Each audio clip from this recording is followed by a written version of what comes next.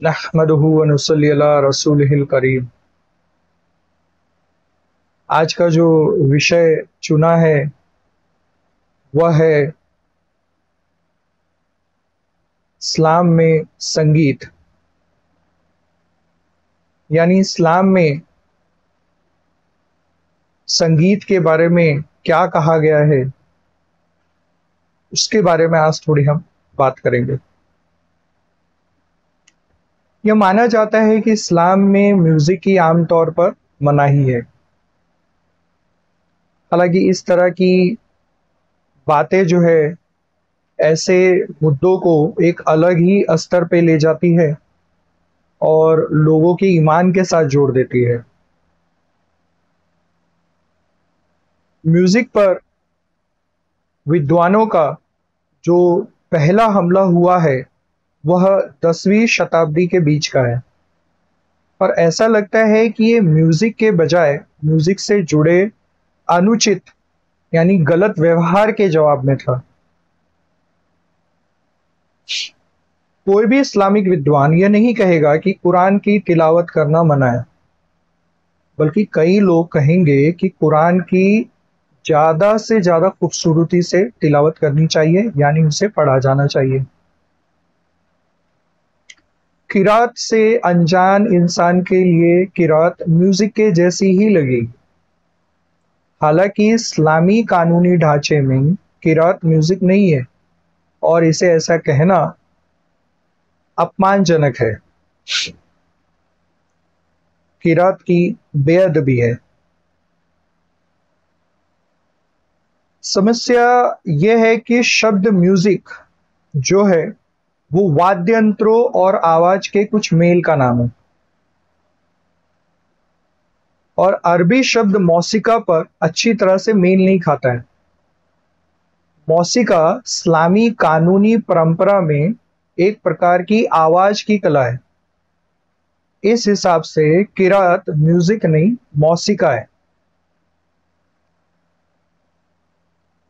मुसलमानों के बीच बहस आवाज की कला की इजाजत के बारे में नहीं है, बल्कि इस बारे में है कि किस तरह की आवाज की कला की इजाजत है।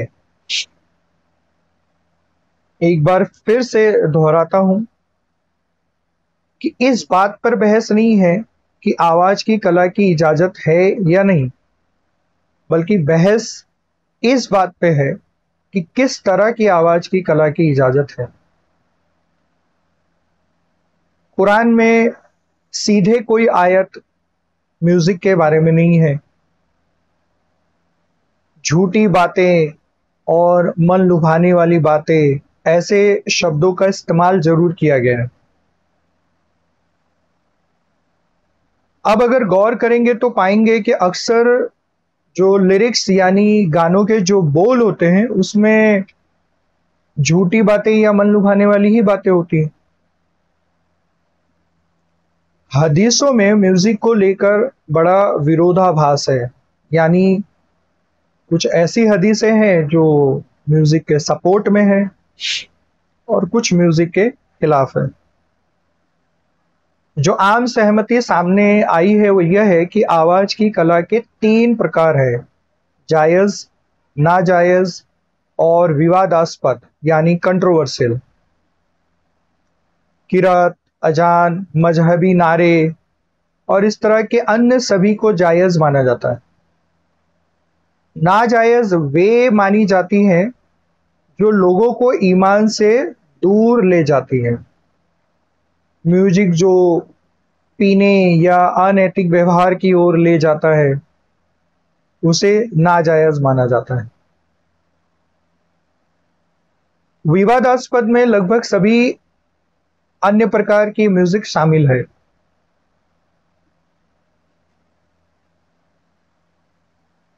म्यूजिक की व्याख्या के हिसाब से, उसकी डेफिनेशन के हिसाब से, कोई भक्ति संगीत जैसे हमद, नात और मनकबत को जायज, नाजायज या विवादास्पद पा सकता है। अगर हम उसकी डेफिनेशन के हिसाब से बात करें तो वह किसी को नाजायज भी लग सकता है, जायज भी लग सकता है और विवादास्पद भी लग सकता है। सूफियों का मानना है कि भक्ति संगीत को जायज माने जाने के लिए 3 चीजों से बंधा हुआ होना चाहिए: समय, जगह और साथी। 11वीं-12वीं सदी के प्रसिद्ध सुन्नी मुस्लिम अल गजाली का तर्क है कि एक अच्छा समय वह है जो आपको मजहबी और सामाजिक जिम्मेदारियों को पूरा करने की अनुमति देता है, इजाजत देता है। यानी ऐसा समय होना चाहिए जो किसी भी तरह से आपकी मजहबी और सामाजिक जिम्मेदारियों में रुकावट ना डाले। अजान, नमाज या किसी की मैयत, ये हमारी मजहबी और सामाजिक जिम्मेदारी का समय है, तो ऐसे समय से बचें। फिर जगह का भी ध्यान रखना चाहिए। ऐसी जगह चुने जो भक्ति संगीत के लिए सही हो। जगह का असर सुनने वाले लोगों पे भी होता है। साथ ही ये भी ध्यान रखें कि आसपास के लोगों को उससे तकलीफ ना हो। आखिर में आता है साथी। लोग समझदार होने चाहिए। ऐसे लोग ना हो जिन्हें भक्ति संगीत की समझ ना हो और वो वहां मौजूद लोगों का रूहानी मजा किरकिरा कर दें। 10वीं सदी के दार्शनिक समूह यानी फिलोसोफर ग्रुप इखवान अस सफा का तर्क है कि सबसे सच्ची श्रव्य कला यानी ऑडियो आर्ट ईश्वर की आवाज है, जो मूसा अलैहिस्सलाम ने सिनाई में सुनी थी। जब मूसा अलैहिस्सलाम ने वह आवाज सुनी तो वह दुनियावी संगीत की आवश्यकता से आगे निकल गए।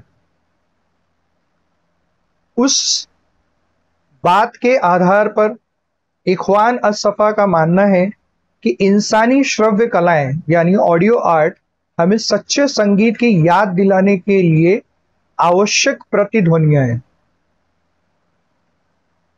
15वीं शताब्दी के फारसी रहस्यवादी कवि जामी कहते हैं कि कुरान में जब अल्लाह कहता है कि वह जीवन को इंसान के रूप में फूंक रहा है, तो यह समझा जाना चाहिए कि इंसान पहला वाद्य यंत्र यानी म्यूजिकल इंस्ट्रूमेंट है। प्रसिद्ध सूफी कवि रूमी 13वीं शताब्दी में कहते हैं कि इंसान को संगीत वाद्य यंत्र के रूप में मानना चाहिए। वह अपनी किताब मनस्वी शरीफ में उनकी सबसे प्रसिद्ध कविताओं में से एक में लिखते हैं कि बांसुरी को सुने क्योंकि यह एक कहानी, अलगाव की कहानी कहता है। अल्लाह से दूर किए जाने की इंसानी हालत पर एक बयान है। यह भी तर्क दिया जाता है कि पैगंबर दाऊद अलैहिस्सलाम और पैगंबर सुलेमान अलैहिस्सलाम दोनों के पास सुंदर आवाज थी और वे आजादी से गाया करते थे। अब इन बातों से मुसलमानों को जायज श्रव्य कलाएं यानी जो सुनी जा सकती हैं उन ऑडियो आर्ट की अच्छी समझ आ जाती है। और जो लोग कानूनी रूप से दिमाग वाले लोग हैं, यानी जो हर बात में दलील मांगते हैं, ढूंढते हैं, तो उनके लिए पारंपरिक आम सहमति यह है कि कुछ भी मना नहीं किया जा सकता है जो कुरान या पैगंबर ने साफ तौर पर मना नहीं किया है। नतीजतन शेख अल अजहर महमूद शलटूट, शेख यूसुफ करदावी और आयतुल्ला रूहुल्लाह खुमैनी सहित उनके दौर के सारे विद्वानों ने एक फैसला जारी किया कि ऑडियो आर्ट जो लोगों को ईमान के खिलाफ जाने के लिए उकसाती नहीं है, उनकी इजाजत है। उम्मीद करता हूं कि आज का जो विषय है, आज का जो टॉपिक लिया गया था, वह आपके दिलो दिमाग तक उतरा होगा और आपको यह बराबर से समझा होगा कि कौन सा म्यूजिक इस्लाम में हराम नहीं है और कौन सा म्यूजिक इस्लाम में हराम है। इसी के साथ मैं अपने शब्दों को ख़त्म करना चाहूँगा। वमा अलैना इल्लल बलाग।